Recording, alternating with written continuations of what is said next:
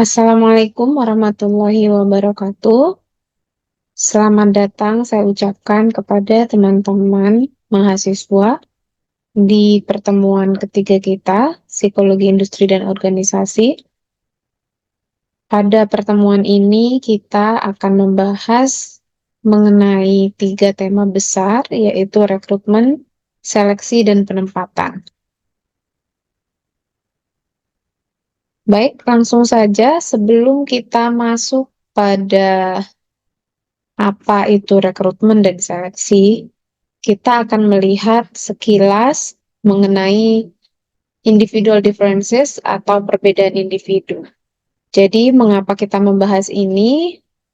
Karena ketika kita memahami adanya perbedaan individu, maka ini adalah landasan dari bagaimana nanti kita akan melakukan rekrutmen ke depannya. Jadi, perbedaan individu merupakan variasi dalam karakteristik, kemampuan, kepribadian, nilai, minat, dan berbagai latar belakang antara satu individu dengan individu yang lain. Nah, memahami adanya individual differences ini sangat penting bagi kita sebagai orang yang misalkan terlibat dalam organisasi, termasuk dalam menempatkan karyawan. Bagaimana kita melihat posisi yang paling sesuai dengan karakteristik yang dimiliki oleh karyawan tertentu. Sehingga dengan adanya kesesuaian antara karakteristik dengan posisi yang dimiliki, maka tentu akan meningkatkan produktivitas, kepuasan kerja, juga meningkatkan efisiensi dari sebuah organisasi. Faktor penting, kesadaran tentang perbedaan individu. Nah, jadi untuk meningkatkan kesadaran ini, pertama kita harus melihat dari diri sendiri, yaitu kesadaran diri atau self-awareness, dan awareness of others. Jadi bagaimana kita mampu menyadari keberadaan orang lain. Nah, self-awareness ini kemampuan seseorang untuk mengenali dan memahami dirinya sendiri, yaitu bagaimana emosinya, kemudian pikiran, kemudian bagaimana cara menentukan penyelesaian masalah, perilaku, bagaimana mengambil keputusan, dan berbagai aspek psikologis lain. Nah, sedangkan awareness of others, ini bagaimana seseorang memiliki pemahaman dan mampu menghargai perasaan, perspektif, dan keadaan atau kondisi psikologis dan kondisi fisik dari orang lain. Nah, ini melibatkan tentu kemampuan empati dan kemampuan untuk melihat dunia dari perspektif orang lain. Baiklah, kita lanjut membahas tentang rekrutmen. Di sini, rekrutmen ini mungkin teman-teman sering mendengar kalimat ini ya, atau ada yang pernah melihat ataupun mendengar atau melakukan prosesnya, yaitu bagaimana kita mencari pelamar kerja yang memiliki kualifikasi dan potensial nih untuk mengisi posisi atau jabatan yang tersedia dalam organisasi. Jadi tujuannya sendiri itu bagaimana mampu menarik kandidat yang memiliki kualitas sehingga kita bisa memastikan nih bahwa sebuah perusahaan mendapatkan karyawan, mendapatkan pelamar calon karyawan yang memiliki kemampuan dan kompetensi sesuai dengan persyaratan pekerjaan yang memang dibutuhkan oleh perusahaan. Nah, proses rekrutmen ini tentu untuk mengisi posisi yang kosong atau apakah sebuah jabatan atau posisi tertentu itu sedang dibutuhkan. Nah, dengan adanya rekrutmen, maka kita bisa mengisi posisi tersebut dengan cepat dan efisien, sehingga operasional perusahaan tentu tidak terganggu dengan ketidakhadirannya seorang karyawan yang sebenarnya dibutuhkan dalam posisi tersebut. Nah, dengan proses rekrutmen, ini juga sebenarnya membangun citra perusahaan. Jadi, bagaimana perusahaan dilihat dari sudut pandang eksternal, meningkatkan citra perusahaan sebagai tempat kerja yang diinginkan, yaitu ketika misalkan menyebarkan lowongan pekerjaan melalui berbagai media ya, maka perusahaan tersebut tentu akan dilihat oleh orang-orang yang ingin mendaftar, kemudian mencari tahu bagaimana perusahaan tersebut. Nah, ini tentu juga berkaitan dengan citra dari sebuah organisasi. Selanjutnya jenis rekrutmen. Ini jenis rekrutmen ada dua. Yang pertama internal dan eksternal. Yang internal ini tentu berada di dalam organisasi. Bagaimana seorang HR itu mencari kandidat dari dalam organisasi itu sendiri, bisa karyawannya atau bagaimana membuat misalkan ketika membutuhkan promosi jabatan, maka tentu yang dicari adalah karyawan yang terlibat di dalam organisasi. Nah, kelebihan dari rekrutmen jenis ini tidak dibutuhkan pelatihan dan internalisasi budaya organisasi karena karyawan itu sudah menjadi bagian dari organisasi. Ini tentu akan sangat menghemat anggaran dari sebuah organisasi ya. Kemudian kelemahannya di sini daya saingnya itu menjadi rendah karena tentu tidak ada persaingan yang ketat dengan pihak eksternal. Jadi orangnya itu-itu saja gitu. Nah, sedangkan akhirnya tidak ditemukan sebuah potensi atau pilihan-pilihan baru yang lebih luas.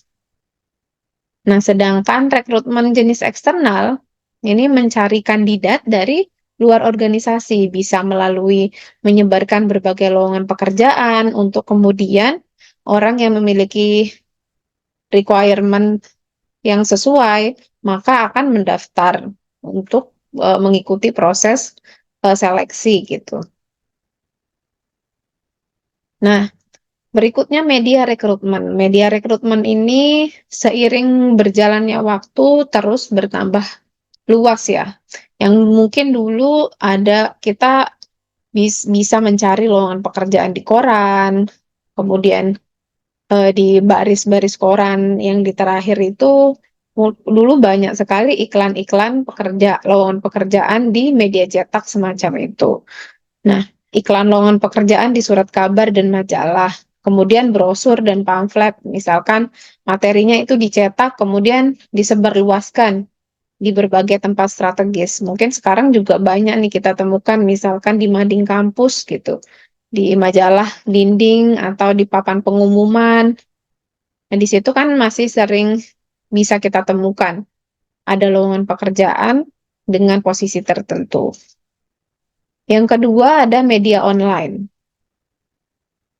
Media online ini ada beragam ya, ada website perusahaan, bisa diposting di situ, diunggah, misalkan kemudian situs web yang menghubungkan pencari kerja dan perusahaan. Nah, ini banyak sekali pilihannya seperti LinkedIn dan Jobstreet, dan ada banyak lagi setahu saya.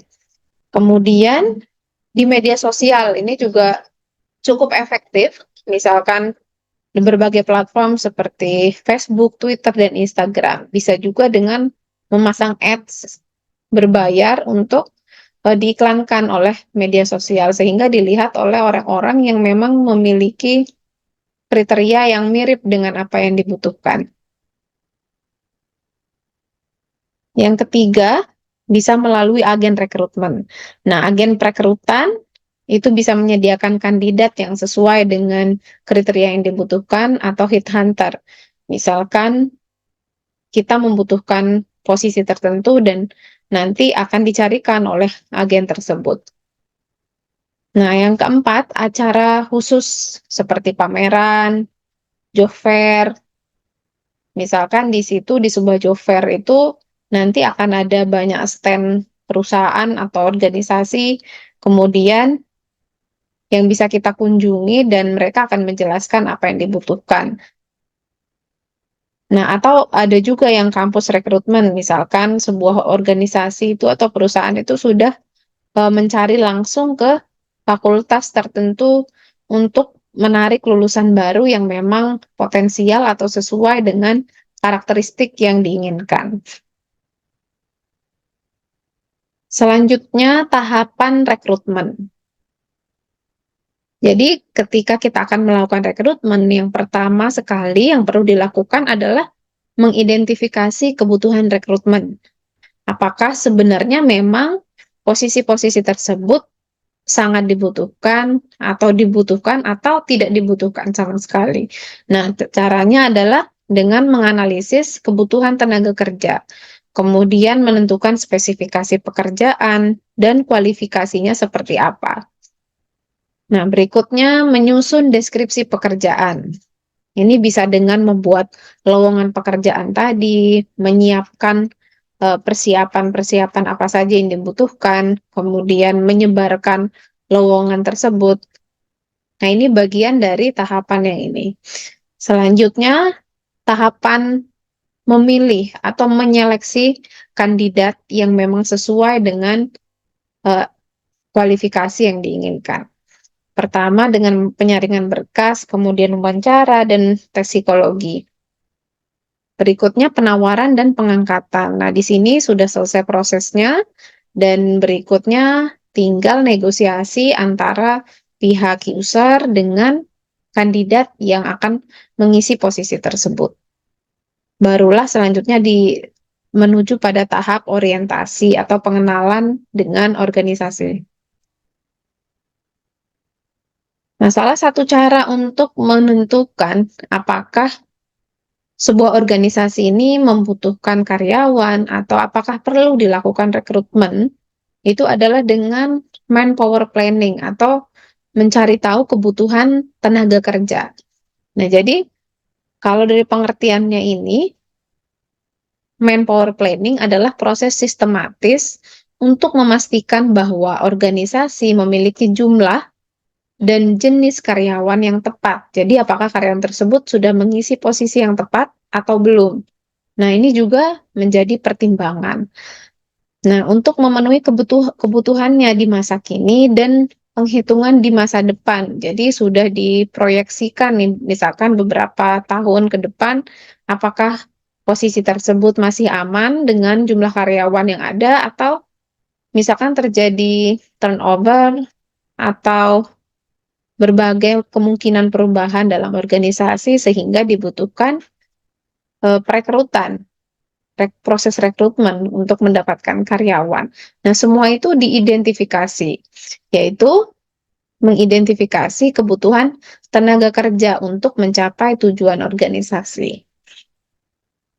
Nah, tujuan dari manpower planning ini adalah menghindari kekurangan dan kelebihan karyawan.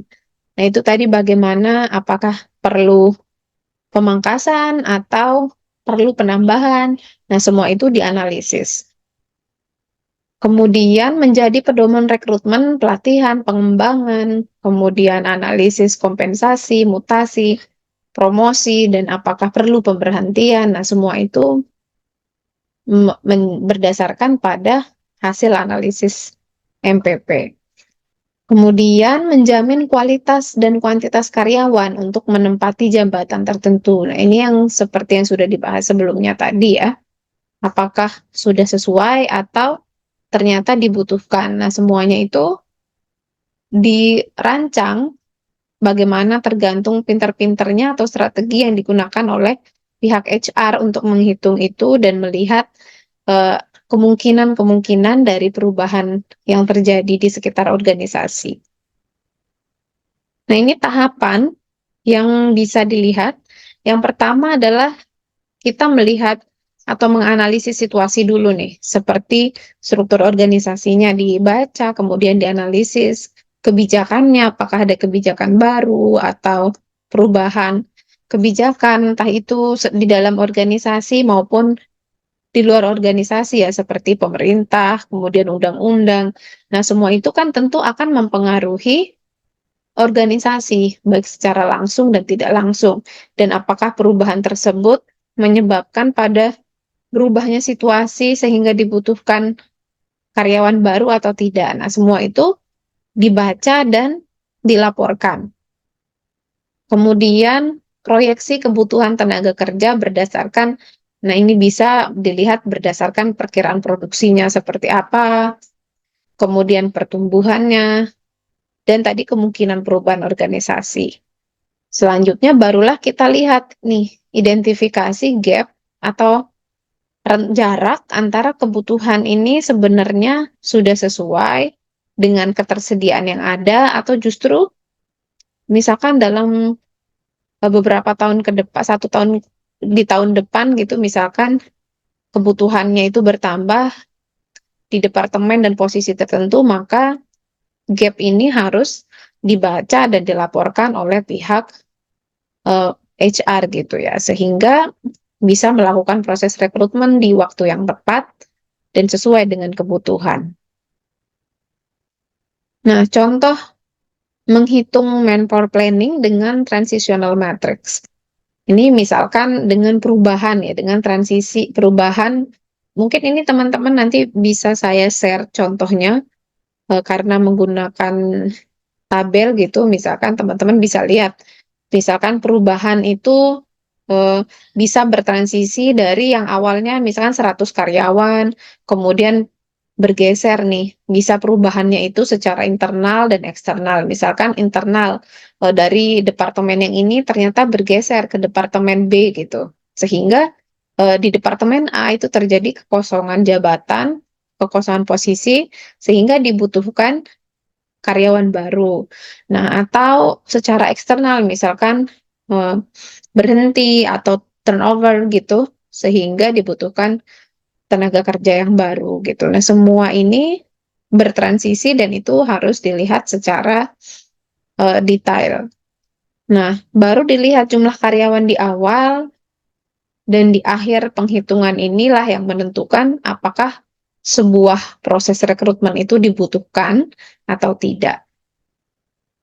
Selanjutnya proses seleksi. Jadi seleksi itu apa? Seleksi adalah bagaimana kita melakukan pemilihan calon karyawan atau kandidat yang sesuai dengan kualifikasi yang sudah kita sebarkan melalui lowongan pekerjaan. Nah, jadi kita mengidentifikasi yang paling sesuai dengan kebutuhan dan persyaratan dari sejumlah orang yang telah melamar. Nah, disitulah kita menentukan salah satu yang mana yang paling sesuai. Psikolog industri biasanya dianggap sebagai orang yang paling mumpuni nih dalam menentukan apakah latar belakang kandidat telah sesuai dengan kebutuhan organisasi. Nah, seleksi juga bertujuan untuk memastikan bahwa individu atau karyawan yang dipilih memang memiliki keterampilan, pengetahuan, dan kemampuan yang diperlukan untuk menjalankan tugas sesuai dengan posisi yang telah disebutkan di awal gitu. Bagaimana kemudian pekerjaan tersebut menjadi efektif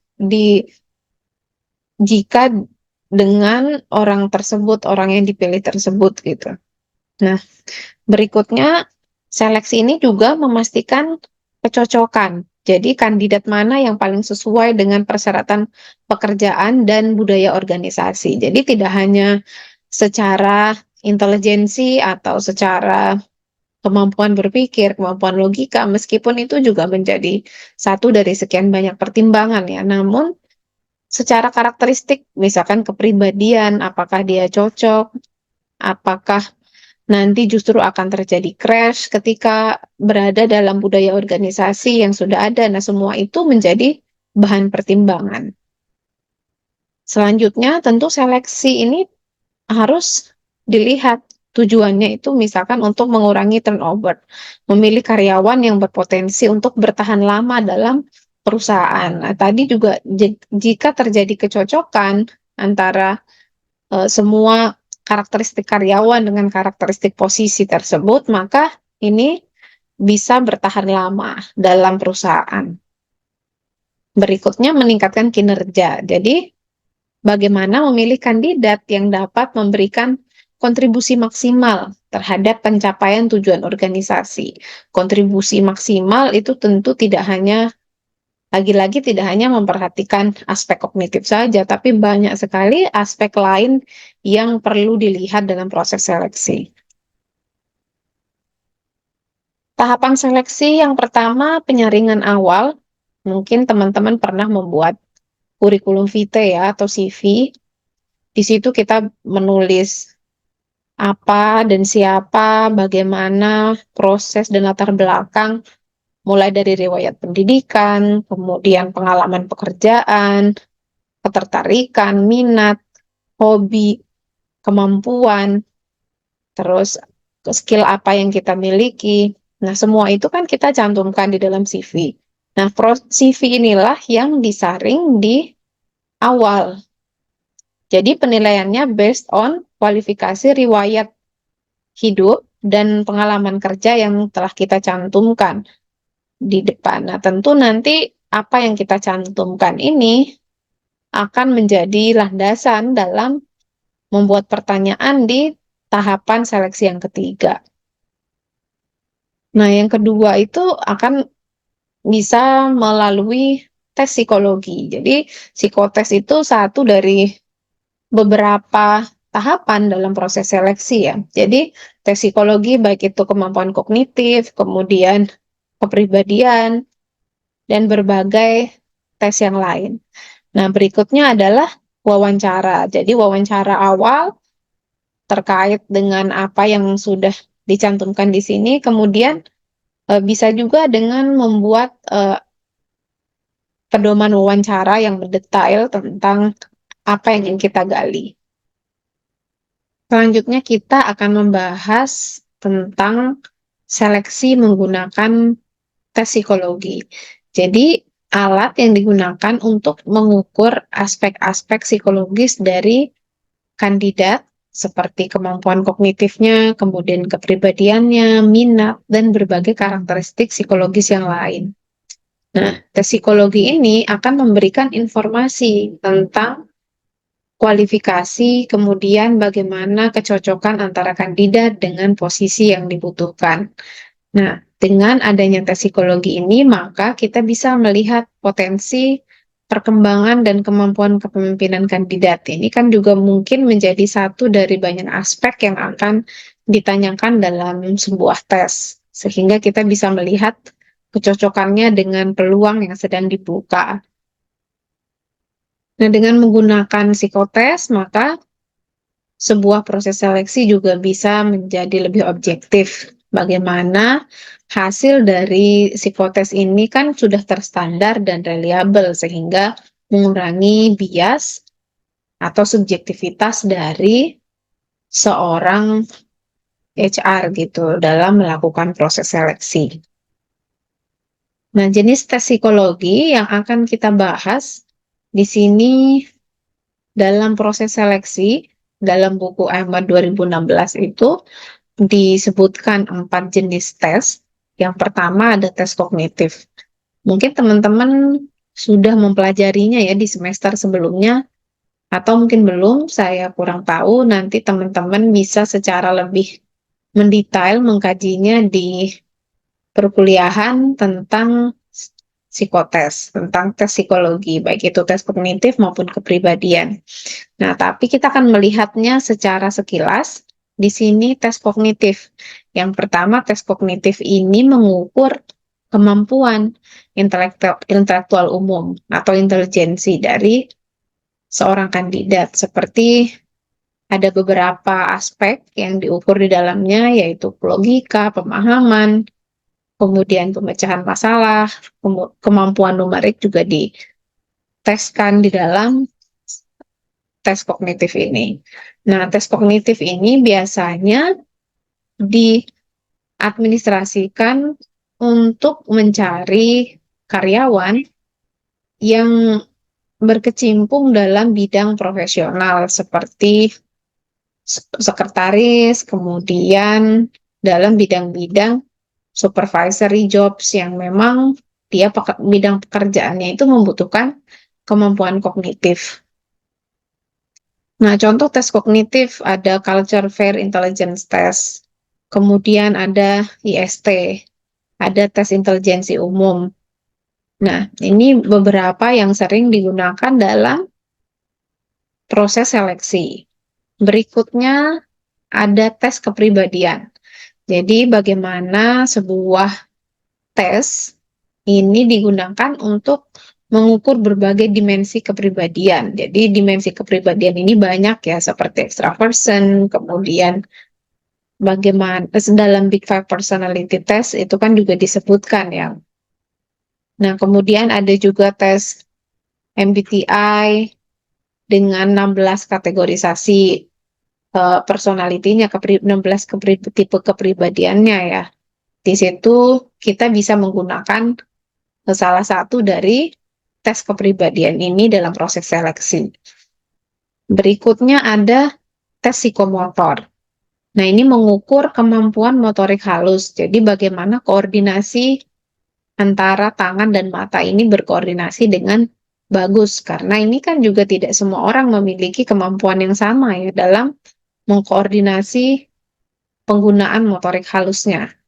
Nah, ini digunakan dalam bidang pekerjaan yang memang membutuhkan kemampuan ini. Seperti misalkan dalam pembuatan operator mesin, kemudian pengemudi, atau petugas. Jadi lebih ke pekerjaan-pekerjaan lapangan yang memang membutuhkan kemampuan koordinasi tersebut. Nah, ini beberapa contoh yang bisa digunakan dalam menguji kemampuan psikomotor kandidat. Nah, berikutnya ada tes persepsi. Jadi, mengukur kemampuan individu dalam memproses dan menafsirkan informasi sensorik. Bagaimana kita mempersepsi bentuk, kemudian warna, gerakan, dan ruang. Jadi, nanti ada desain pertanyaan sendiri yang memang menguji kemampuan ini.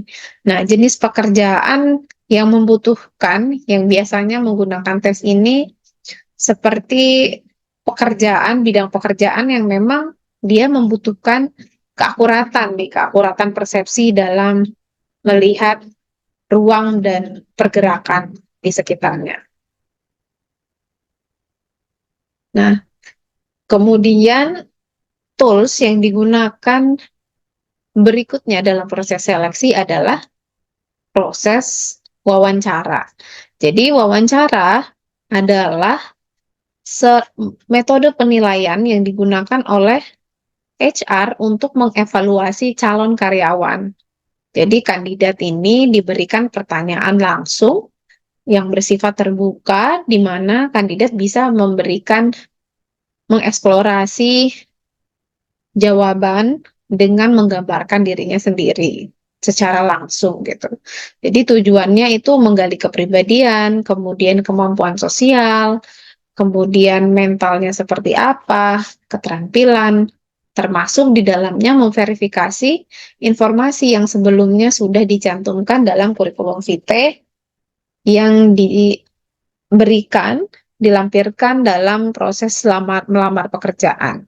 Nah, mengidentifikasi potensi dan kemampuan kandidat untuk berkembang dalam perusahaan. Jadi yang melakukan wawancara ini ada pihak asesor, bisa dari human resources-nya, dan dari pihak user atau pengguna, atau biasanya dari manajerial perusahaan. Nah, wawancara ada tipe wawancara yang terstruktur dan wawancara tidak terstruktur. Jadi wawancara terstruktur ini tentu sudah menyiapkan pertanyaan terlebih dahulu. Jadi pertanyaannya sudah dibuat rinciannya, misalkan ada 10 pertanyaan, dan ke semua pertanyaan ini ditanyakan, pertanyaannya persis sama ke setiap kandidat.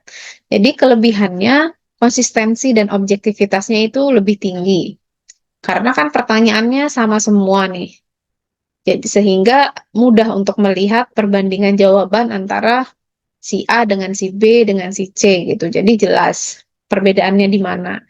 Nah, tapi kekurangannya ini jadi kurang fleksibel. Jadi tidak bisa probing atau menggali lebih jauh tentang sisi-sisi lain dari kandidat. Yang kedua ada wawancara tidak struktur. Ini kebalikannya dari wawancara terstruktur. Misalkan pertanyaannya ini bersifat terbuka, jadi dilihat kurikulum vitae-nya, kemudian menggali apa yang ingin digali yang memang disampaikan di dalam naskah tersebut. Tapi kelebihannya ini lebih fleksibel dalam mendapatkan informasi dari kandidat.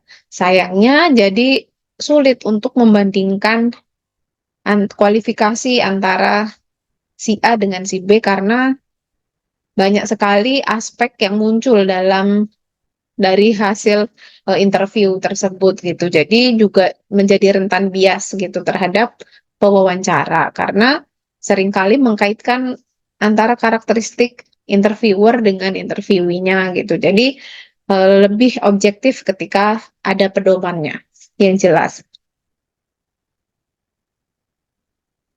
Berikutnya style of interview. Jadi dalam proses wawancara itu ada berbagai gaya dalam eh, penyusunannya ya, dalam teknisnya ada berbagai macam gaya seperti one-on-one interview. Misalkan satu orang interviewer, misalkan dari asesor dan satu orang kandidat itu wawancara face to face atau bisa melalui Zoom. Yang penting satu orang kandidat dengan satu orang asesor. Yang kedua ada serial interviews. Jadi involve a series of single interviews. Jadi eh, ada per episode gitu. Jadi yang pertama misalkan dalam misalkan di jam 9.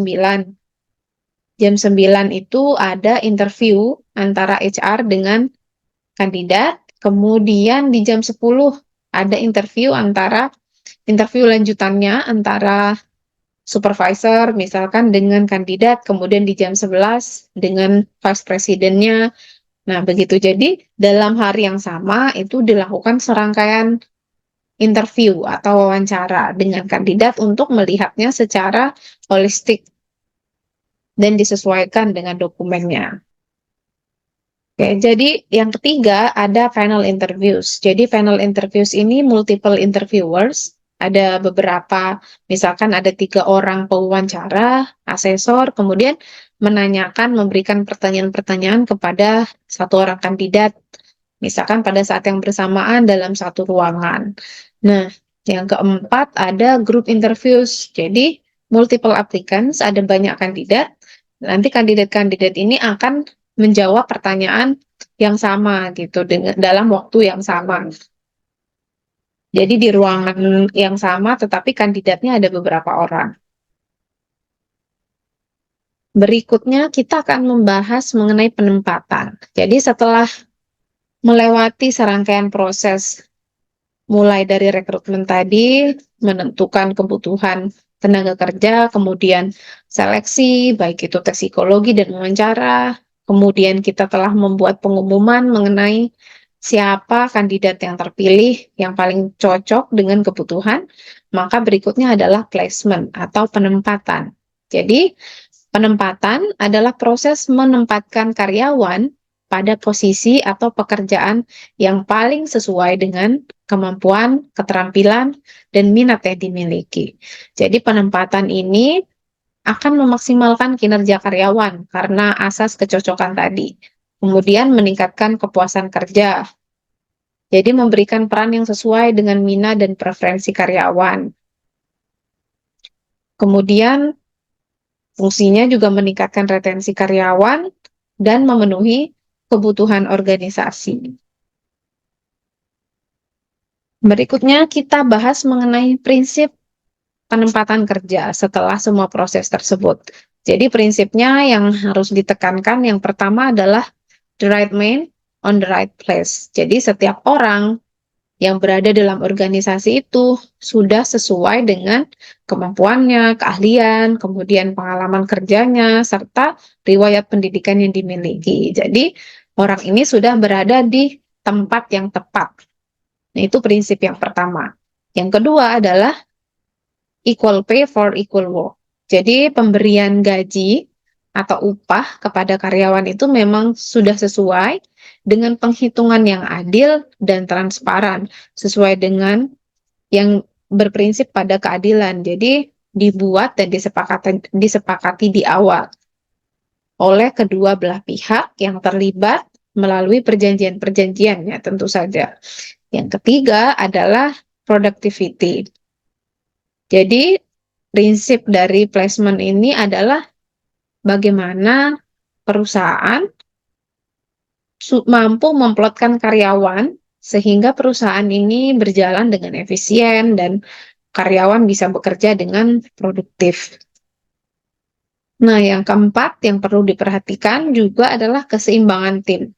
Jadi komposisinya nih sudah sesuai, terdapat keseimbangan. Jadi jangan sampai dalam suatu tim itu karakteristiknya itu sangat dominan semua sehingga terjadi crash gitu. Jadi hal-hal yang bersifat psikologis semacam itu juga menjadi bahan pertimbangan sehingga setiap karyawan yang tergabung di dalam sebuah departemen misalkan itu bisa bekerja secara lebih efektif dan tentu lebih harmonis dengan berbagai pertimbangan sisi psikologis tersebut. Baik, mungkin itu materi kita yang menjadi pemantik pada pertemuan ketiga ini. Nanti teman-teman bisa lanjut diskusi. Seperti biasa, saya sarankan kepada teman-teman untuk proaktif membaca materi yang sudah saya share ataupun membaca beberapa tugas ataupun hasil laporan yang sudah teman-teman buat atau yang saya share ya. Jadi tugasnya di pertemuan ini adalah misalkan Anda adalah seorang HR manager di sebuah perusahaan teknologi. Jadi perusahaan Anda berencana untuk merekrut beberapa posisi seperti software developer, data analis, dan digital marketing spesialis. Nah, tugas teman-teman adalah merancang strategi rekrutmen yang efektif. Jadi kita akan menarik 3 posisi pekerjaan ini, kemudian teman-teman bisa merancang bagaimana rekrutmen yang efektif, kemudian buatlah informasi lowongannya tentang ketiga pekerjaan ini. Jadi kualifikasinya seperti apa, kemudian media yang akan teman-teman gunakan untuk menyebarkan lowongan tersebut, dan mengapa memilih media itu, dan tentukan metode seleksi yang akan digunakan untuk setiap posisi, buat daftar pertanyaan atau kriteria penilaian untuk wawancara. Jadi teman-teman buat saja dalam laporan yang sederhana. Jadi tidak perlu panjang-panjang, tetapi mencakup semua ini. Oke, mungkin sekian materi pertemuan ketiga ini. Semoga nanti ada diskusi setelah ini dari teman-teman. Terima kasih atas perhatiannya. Assalamualaikum warahmatullahi wabarakatuh.